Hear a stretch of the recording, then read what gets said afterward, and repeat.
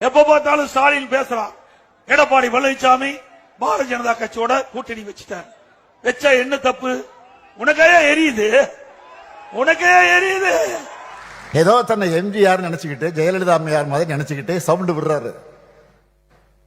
முதலமைச்சருங்கிற மக்கள் அளிச்ச பொறுப்புக்கு கூட மரியாதை தராம தரந்தாழ்ந்து என்ன ஒருமையில பேசிட்டு வர்றாரு. அதை பத்தி எல்லாம் நான் கவலைப்படல.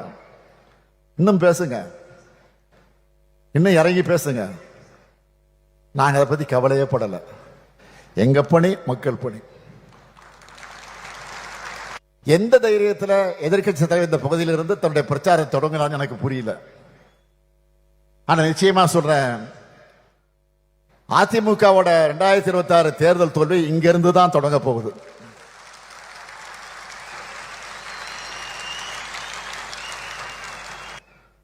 ஊர் ஊரா சுந்தரம் பஸ்ல போய், சுந்தரம் டிராவல்ஸ் பஸ்ல போய் பொய்களை கத்தி கத்தி உறக்க பேசினா தன்னுடைய அலங்கோல ஆட்சியை மக்கள் மறந்துட்டு இவர் பேசுறதெல்லாம் நம்புவாங்கன்னு நினைச்சுட்டு இருக்காரு.